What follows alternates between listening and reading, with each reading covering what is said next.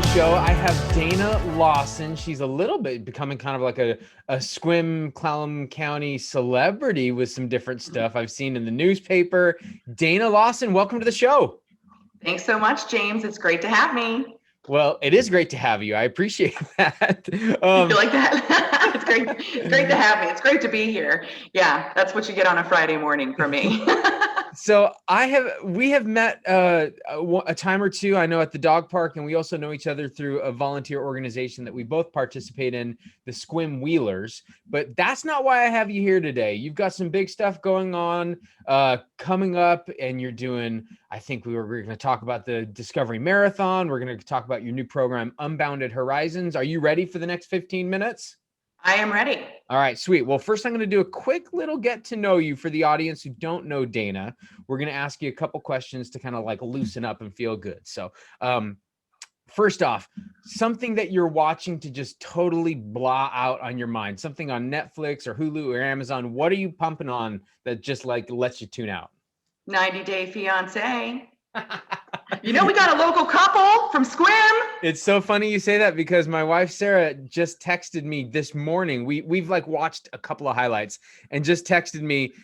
Apparently it posted like that they're, day before the wedding, that they're actually getting married. So she was all about it.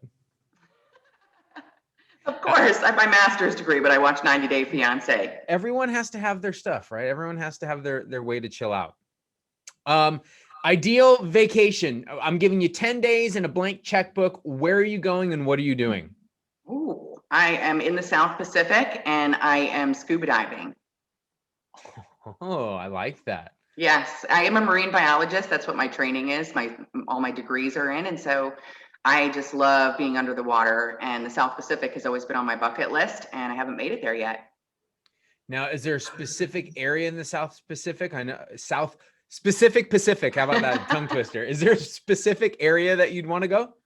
I mean, the Maldives are awesome. I would love to go. I've been to Australia, so I really want to get down, more toward Philippines and, just, really explore more of the Pacific Ocean where it's super warm and very, very tropical. It's so funny to me how much is like still undiscovered. We think we're a world that knows everything, and there's still stuff, being found and discovered every day. The ocean is just it's a crazy place.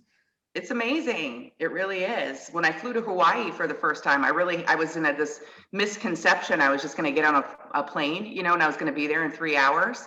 I had no idea when we got out and they closed the door and they said it was going to be like 6.5 hours. And then I pulled the map up and I was like, holy moly, we're like halfway to Fiji here. Well, we'll get into that a little bit about your background, because I'm going to ask you some of your questions there that led you to today. But the last question I have, and it's a way that I like to give some local businesses plugs. We were talking right before hitting record. The world's opening up a little bit. Give me 3 places locally that you're really looking forward to kind of getting out and getting back to. Peninsula Tap Room, of course, one of my all-time favorites. And of course, we have to be equal opportunity over there in PA with the bar hop. So got to bounce over there as well. And Stymie's, I love to go to Stymie's for their burgers and all their good food. So those are 3 places right off the top of my head. You can Awesome. tell that there's craft beer is the common theme throughout there, I think. I'm also a fan of all of those places, and I think I don't know how you do it, but I show that I'm a fan of those places. But something that was interesting that you say about that, I'm sure you've seen bar hops come to Sequim. Yeah, I know. There's a couple new places that are opening up. There's another new place called Shadow Line that's going to open up. Burgers and brews and burgers. Yeah, I'm super excited. So these are all the places after this episode airs that you'll be able to find Dana, and she'll be carrying a Sharpie marker for autographs now. So you'll be able to see her. You can get your Clallam Corner autographs. But we're not here to talk about beer. That could be another. Maybe I need to have like a roundtable episode about beer, because I could get down with that. But we are here to talk about you and your new effort coming this year soon called Unbounded Horizons. So this is a cool program. You had, you and I had talked a little bit about it in email back and forth. Can you kind of maybe give the background about who Dana is and what Unbounded Horizons is going to bring to our community? Sure. That's a tall order to fit into a short little segment. So I'll see how well I can do here. I am actually from New Jersey, born and raised on the Jersey Shore. So I fell in love with the ocean at a super young age. When we were growing up, of course, there was no internet or anything like that. So the outdoors were that was what our babysitter was, that we would just be outside from, dark to dark, essentially, was when we were allowed to be outside whenever it was light. So that was when I really just fell in love with nature. I had some really great opportunities when I was going to school to be able to attend field trips where we went out into nature and spent a couple nights out in nature and learned different types of subjects out in nature. And that's what really made the connection for me between being out in nature and it being such a stimulating and engaging classroom to learn in. And so that's kind of what planted the seed for me, and my whole life moving forward from there was sort of this series of environmental education experiences for myself, traveling to the Galapagos and to Australia as I pursued my marine biology degree, and just had an opportunity, like I said, to be outside quite a bit, discover the therapeutic elements of what nature has to offer to us. I mean, there's over 300 scientific studies that show the physiological response that our body has when we spend some time outside in nature, and what a huge benefit it is to our overall well-being. So my own self, and part of the reason why I'm so passionate about that is I was diagnosed with cancer 22 years ago. I have a very rare type of sarcoma called desmoid tumors, and they started off in my right leg. And after about 9 years through my cancer journey, I needed to have my leg amputated to save my life. And we were hopeful that that would be it, but it did come back in my hip and pelvis, where it remains today. And that's actually what brought me to the SQUIM area, is because I was a participant in a first in human clinical trial through Seattle Cancer Care Alliance and UW. And thankfully, I just finished up my 2-year, very, very intensive chemo regimen. I've been going over to Seattle all throughout COVID, every Tuesday, 3 Tuesdays on, 1 Tuesday off, I should say. So almost every Tuesday. And my infusions were all day infusions. So it was a really laborious, hardcore trial. And I'm super excited to be able to be taking a break from it. And so that's really what brought me to the area. So, I gotta jump in. So just for those of you who don't know, and this may be the first Clallam Corner swearing event. What a badass to be able to go through this, and you always have such a good attitude. I think that's what anyone that's ever talked or been engaged with you, it's never been a woe is me story, is it? I mean, I certainly have my moments. I call them my pity parties, right? I get my little umbrella out and I have my pity party, and I think it's a necessary, exactly, a little fiddles playing, maybe I'll go pour myself a beer, but it's really important. I think that I love a poem by Rumi. It's called The Guest House, and it's just such a wonderful poem that explains emotions, and that they all have a message for us from beyond, and about how even on the days when we're having a pity party, even though it's not the most enjoyable experience to be having, it is a necessary experience for us.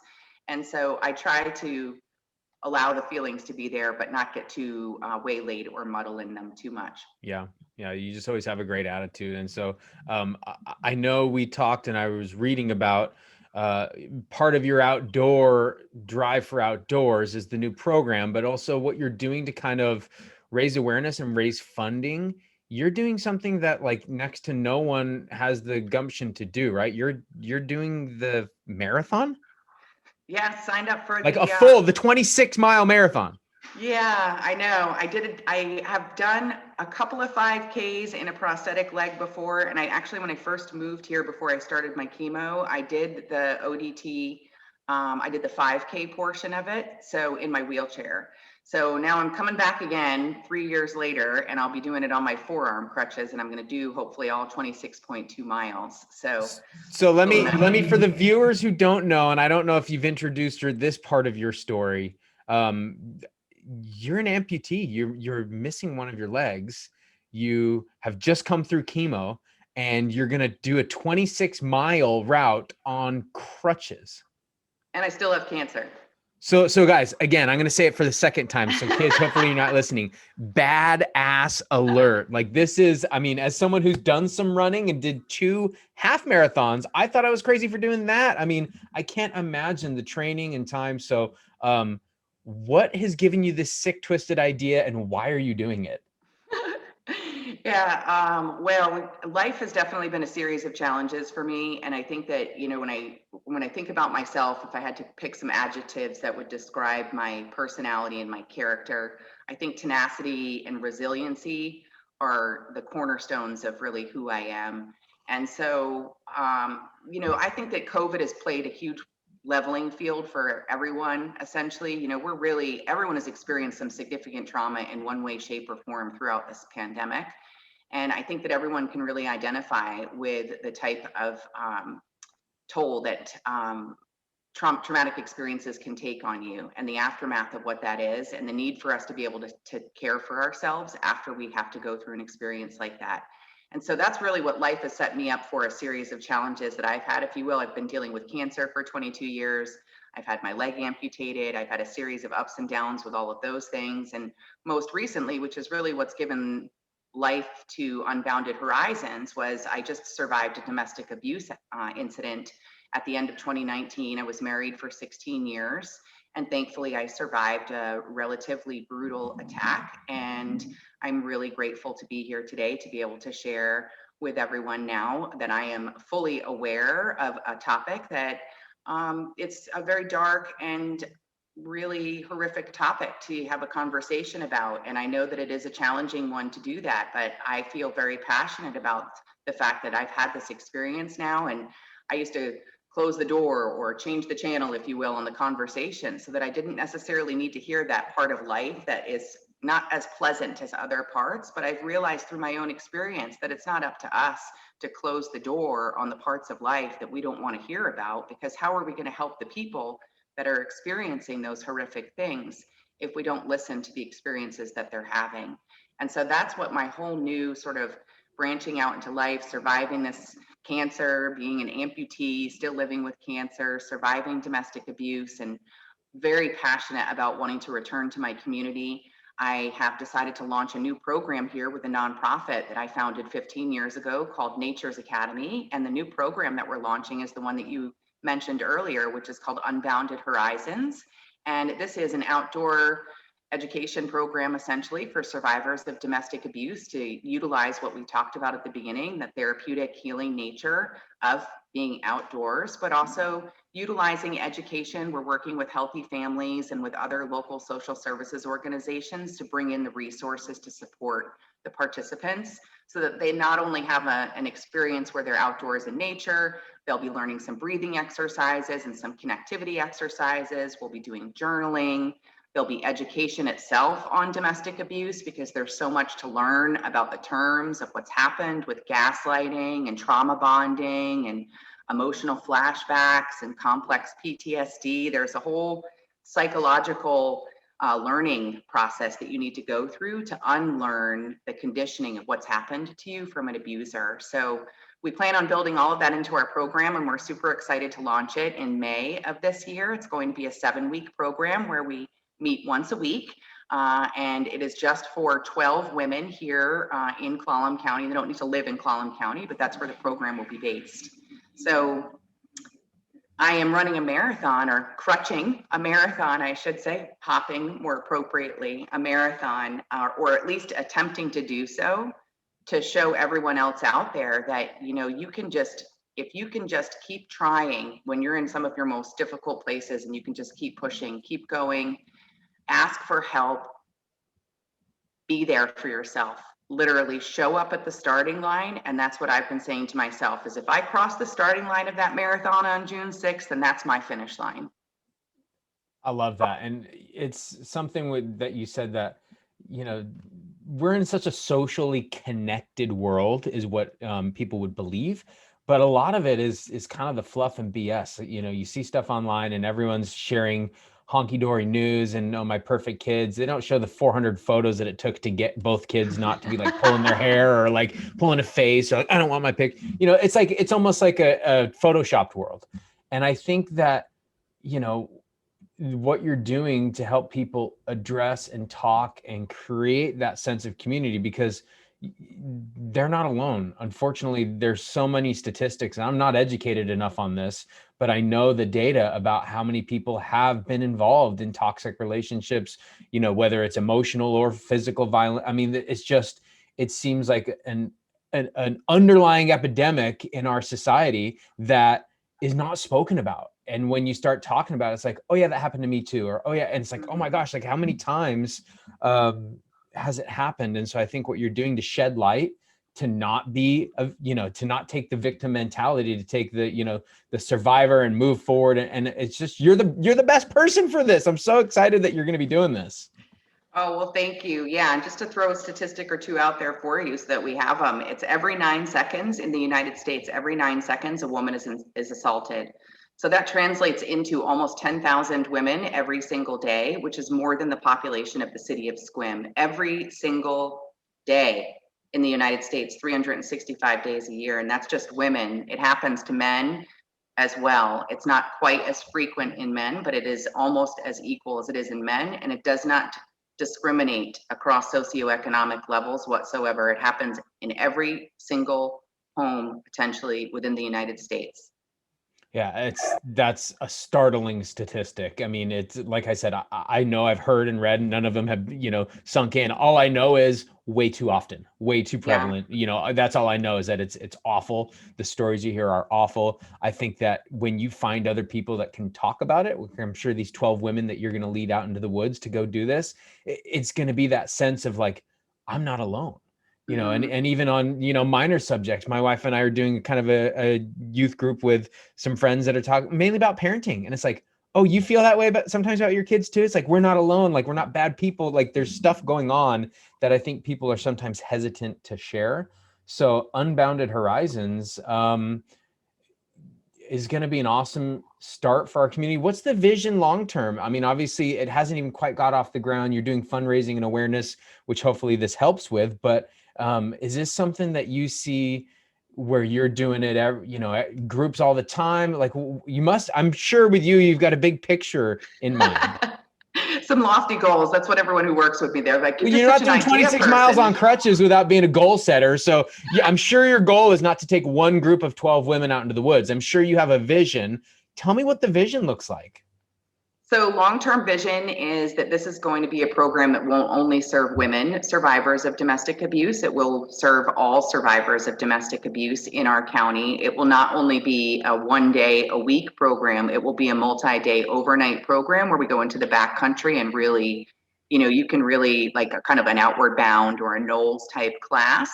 Those types of experiences that teenagers can have where you learn all of these amazing survival skills and you become so empowered. That's kind of the next level up from what we're doing now.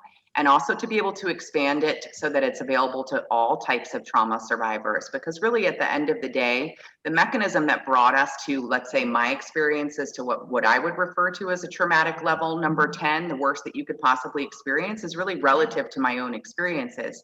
So you may experience something in your life that's equally as traumatic to you that brings you to a level 10, and the aftermath of what you have to deal with emotionally is similar to what I might deal with. So to me, the mechanism that gets us there is important, and it does create a sense of community within shared experiences. But at the end of the day, I think everyone in this entire world has just gone through a massive trauma with the pandemic and experiencing what we've gone through. And I think that when I really think about where I kind of got this idea from, I started to think about like, gosh, like Alcoholics Anonymous has a 12-step program, and they've got this really cool, well laid out roadmap for their survivors. And they have a community and they have a scaffolding with sponsors, and it's very well laid out, this recovery plan. And I started to think about, where's that kind of plan for trauma survivors? We need one for trauma survivors. So my big long term, beyond just getting people out into the backcountry, is to really set up a model so that this could be replicable and utilized all over the place, so that we can have this model that we desperately need to follow to recover and heal from trauma. I knew there'd be a bigger picture, and I love hearing it. The aspirations are awesome. I think you're the right person to do it. I think it doesn't take a genius or scientific studies to say you feel better when you've been outdoors for a while. I think anyone would say that. But it does take some science and probably some steps to have structure in what you're talking about, of not just like, let's get outdoor and bitch and moan about stuff, but like, let's get outdoor and have these 7-8 steps to kind of work through the process. And so it's awesome. So I try to keep these to a certain time. I could probably talk about this for another hour, but for those viewers and those people in our community that want to find out more about the cause, how they can help fund the cause, because obviously some of this takes money, where can they find you? So they can head on over to unboundedhorizons.org. And that is our website. And we are, there's a donate page on there. There's a video on there, all kinds of information about the program itself. And I would say hopefully early next week, we'll have our registration link up and ready to go for our first participants to begin enrolling for the program. So that's something else that I'm hopeful to get the word out about the program so that we can start to recruit our first participants for our first rotation. So the website's good. I know that you're on social media, so you'll be tagged here as well. You do a lot of great content and stuff and great photos of you. I love some of, I think the silhouette photos are awesome and inspiring. So I've been admiring from afar, but congratulations on all that you do. You're an inspiration to me, and I'm sure to many others. And I think in the future will hopefully be more and more and more, because this is a really cool thing. It's something our town needs, our community needs, our society needs. So I'm really proud of what you're doing. And thanks for sharing. Any last words, Dana? Thank you so much, James. And if you want to find me on social, I have a very easy to remember handle, very appropriate, of course. It's at Hoppy Hiker PNW, of course. Now, my question is, Hoppy Hiker PNW, is it because you like to drink hops, or is it because you're hopping as you hike? It's because I'm a bit of both. I'm a hoppy, happy hiker. And then I realized after I said it, I was like, oh, now I need to brew a beer. Oh, so, I think someone here locally could just brew one for you. You don't need to get into the brewing. Do your thing. So maybe Bar Hop, if you watch to the end of this and you want to make a Hoppy Hiker brew, I would be all behind that. So anyway, and then the proceeds can support Unbounded Horizons. It's a dream of mine. Look at this. It's just, that's community marketing at its finest, right? Well, Dana, it's been a pleasure. I will link everything so people can get to you and get involved. If you guys think that someone would benefit for this, want to be involved in this, I know Dana loves talking about it. So don't be shy. That's what this is for. Thanks, James. You're the best. I really appreciate Dana, you giving me a chance. You bet. Talk to you later. All right. Bye.